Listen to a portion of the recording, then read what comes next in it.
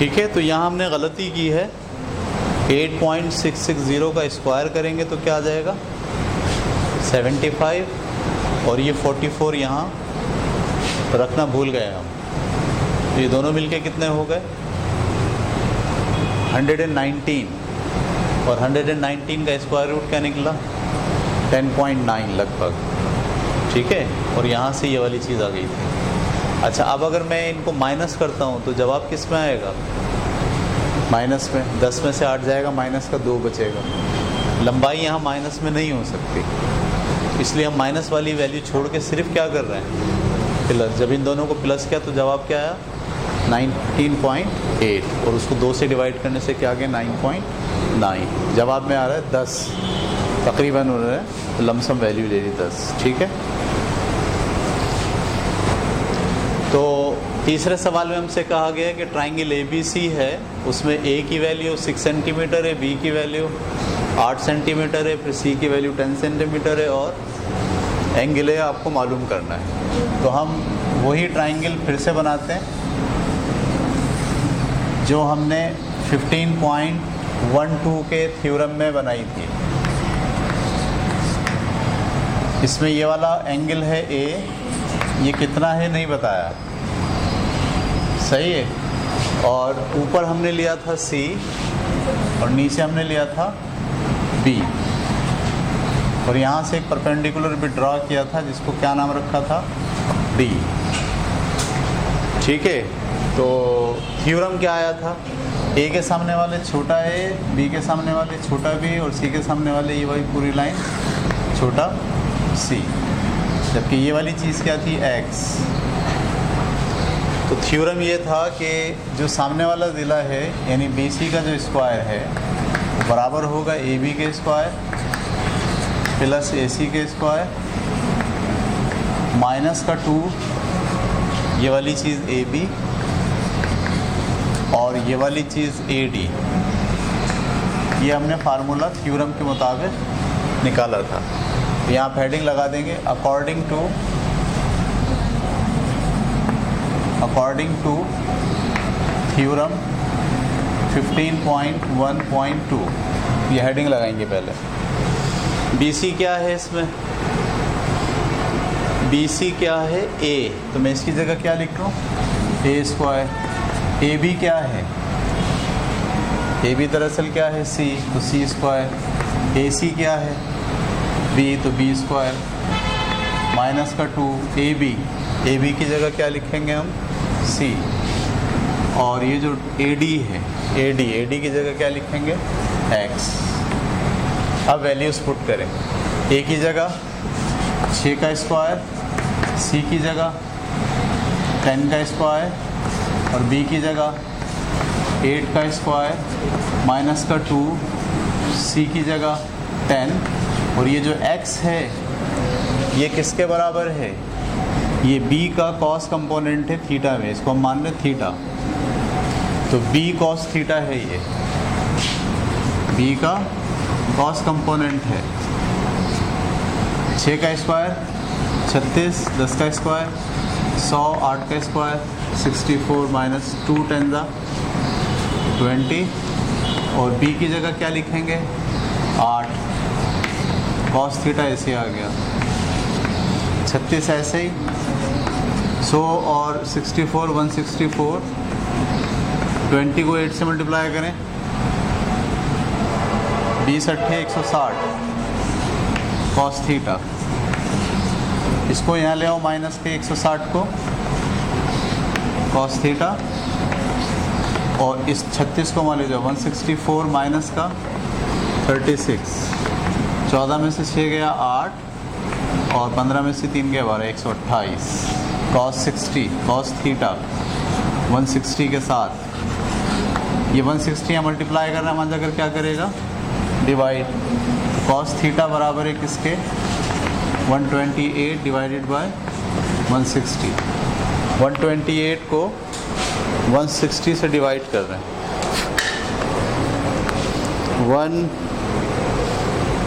128 divided by 160, इसका जवाब हो गया 0.8। कॉस थीटा क्या है 0.8, कॉस को वहाँ ले गए, थीटा को यहाँ रोक के, कॉस 1 जाके क्या बन गया कॉस इनवर्स 0.8। कैलकुलेटर में शिफ्ट दबा के कॉस दबाते हैं तो वैल्यू निकलती है कॉस इनवर्स की, तो मैंने यहाँ शिफ्ट दबाया और शिफ्ट दबा के क्या दबा दिया कॉस, तो जो जवाब आ गया वो आ गया 36.86। तो एंगल कितना निकला 36.86, तकरीबन 37 के बराबर निकला। उतारिए। ठीक है भाई, चौथा सवाल, whether the triangle with sides 3, 4 and 5, एक ट्राइंगल है, उसकी एक साइड कितनी है 3 सेंटीमीटर, दूसरी साइड कितनी है 4 सेंटीमीटर, तीसरी साइड कितनी है 5 सेंटीमीटर। तीनों साइड आपको दे दी गई हैं और आपसे पूछा ये गया है कि बताओ ये तीनों साइड मिलकर जो ट्राइंगल बनाती है वो एक्यूट है, ऑब्ट्यूज है या राइट एंगल ट्राइंगल है। एक्यूट किसे कहते हैं जिसका एक एंगल, सारे एंगल जो है वो 90 से कम हो, उसे क्या बोलते हैं एक्यूट। और कोई एक एंगल 90 से ज़्यादा हो उसे क्या बोलते हैं ऑब्ट्यूज। और कोई एक एंगल 90 डिग्री का हो उसे क्या कहते हैं राइट एंगल ट्राइंगल। क्लियर हो रही बात आपको? अच्छा, हम पहले हमें फर्ज कीजिए ए है कितना 3 सेंटीमीटर, बी कितना है 4 सेंटीमीटर और सी कितना है 5 सेंटीमीटर। तो हम पहले चेक करेंगे इसके राइट एंगल ट्राइंगल को चेक करेंगे, आया राइट एंगल ट्राइंगल है या नहीं है। राइट एंगल ट्राइंगल की शर्त क्या होती है, हाइपोटेन्यूज का स्क्वायर बराबर होता है बेस के स्क्वायर प्लस परपेंडिकुलर के स्क्वायर, यानी कोई सी दो साइड का अगर स्क्वायर करें तो वो बराबर होता है तीसरी साइड के स्क्वायर के। कोई से दो साइड का स्क्वायर करें तो वो इक्वल होता है तीसरी साइड के स्क्वायर। तो हमें ये चेक करना पड़ेगा इनमें से कोई सी दो वैल्यूज़ का स्क्वायर तीसरी वैल्यू के स्क्वायर के बराबर होगा। अगर होगा तो ये क्या है right angle triangle. For right angle triangle ऐसे लिखा हमने, right angle triangle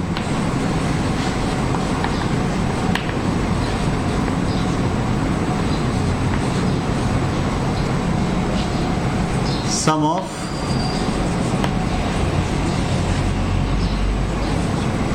squares of two sides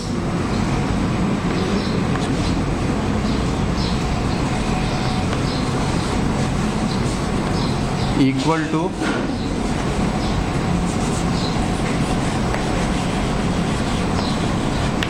square of third side।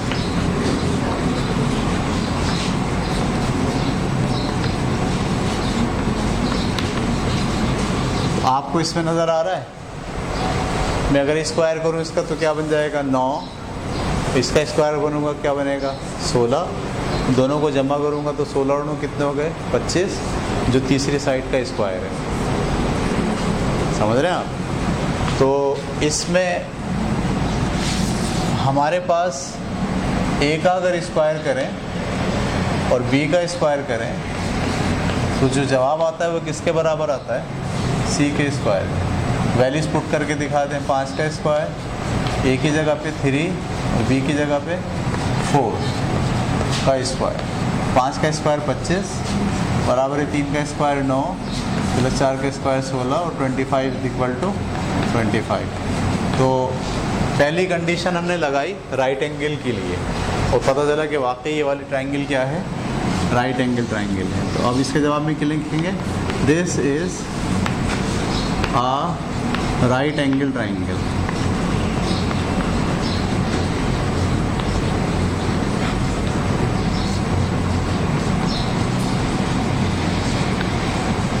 ठीक है, उतारिए। ठीक है, ये सवाल बिल्कुल वैसे ही है जैसे चौथा सवाल था। कि आपको ये बताना है कि अगर एक ट्राइंगल की साइड 4 सेंटीमीटर है, दूसरी साइड 7 सेंटीमीटर और तीसरी साइड 8 सेंटीमीटर है, तो आपको ये बताना है ये एक्यूट एंगल ट्राइंगल है या ऑब्ट्यूस एंगल ट्राइंगल है या फिर राइट एंगल ट्राइंगल। तो पहले हम चेक करते हैं राइट एंगल ट्राइंगल। क्या कोई से 2 का स्क्वायर जमा करने से तीसरे का स्क्वायर आता है? अगर मैं इसका स्क्वायर करूँ क्या आएगा? 16। इसका स्क्वायर क्या करूँ क्या आएगा? 49। 16 और 49 क्या 64 के बराबर होता है? 64 के बराबर। तो राइट एंगल तो ये नहीं है। अब हम इसका एंगल निकालते हैं। क्या निकालते हैं? एंगल। आपको याद है कि हमने जो 15.2 पढ़ा है उसके अंदर इसको हम क्या मानते हैं? ए, इसको क्या मानते हैं? बी, और इसको क्या मानते हैं? तो यहाँ से जो लाइन ड्रा करते हैं उसे क्या मानते हैं? डी। यहाँ से यहाँ तक का फासला क्या माना था? एक्स। ए के सामने वाला छोटा है, बी के सामने वाला छोटा बी, और सी के सामने वाली ये वाली लाइन पूरी सी है। तो ए किसके बराबर है? 4, बी किसके बराबर है? 7, और सी किसके बराबर है? 8 के। फर्ज कर लें। सही है, फर्ज कर लें ये इसके बराबर। एक काम करें, ये छोटा लग रहा है ना, इसको क्या मान लें? चलें ऐसे ही रहने दें। बी की वैल्यू क्या थी? 7। तो अब हम इसका फार्मूला लगा रहे हैं। फार्मूला किसके बराबर था याद है आपको? बी सी का जो स्क्वायर होता है वो बराबर होता है किसके? ए बी के स्क्वायर प्लस ए सी के square minus 2ab into A D. और अगर वैल्यूज पुट करें BC की जगह पे क्या लिखेंगे आप? AB की जगह क्या लिखेंगे आप? AB दरअसल क्या है? C, और AC दरअसल क्या है? B माइनस 2ab क्या है? C, और D क्या है? X। तो A की जगह पर A की वैल्यू रख दें। 4 बराबर है C की जगह पे 8, और B की जगह पे 7 माइनस का 2C की जगह पे 8, और ये जो x होता है ये किसके बराबर होता है? इसका कॉस कंपोनेंट होता है। तो b का cos component b into cos theta. 4 का स्क्वायर 16, 8 का स्क्वायर 64, 7 का स्क्वायर 49, माइनस 2 8 = 16, और b की जगह पे क्या लिखेंगे हम? 7, और कॉस थीटा ऐसे आ गया। तो 16 = 9 और 4 13 के 3 हासिल लगे 11 113, माइनस का 16 7 7 6 2 42, और 1 11 112, और कॉस थीटा ऐसे आ गया। इसको यहाँ ले आओ, इसको यहाँ ले आओ। तो 112 कॉस थीटा = 113 माइनस का 16। तो 112 कॉस थीटा बराबर है किसके? 113 में से 16 गया, 13 में से 6 गया 7, और 9 में से 1 गया 8, 87। ये 112 यहाँ मल्टीप्लाई कर रहा है, वहाँ जाकर क्या करेगा?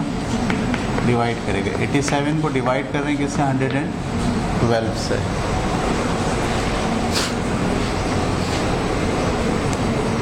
(87 divided by 112)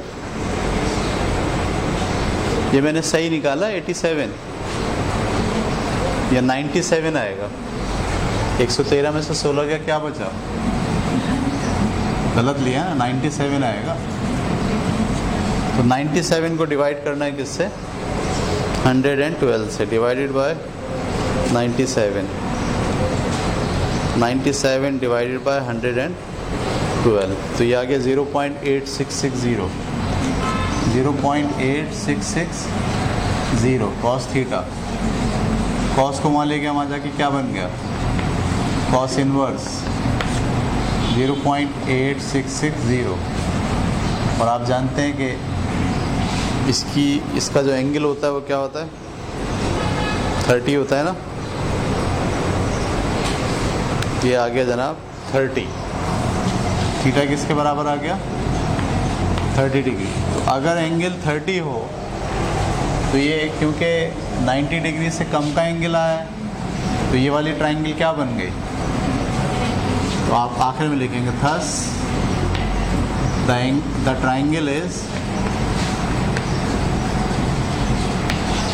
triangle is acute. Obtuse नहीं है ये, क्योंकि उसका एंगल जो है वो 90 से कम निकला है। उतारिए।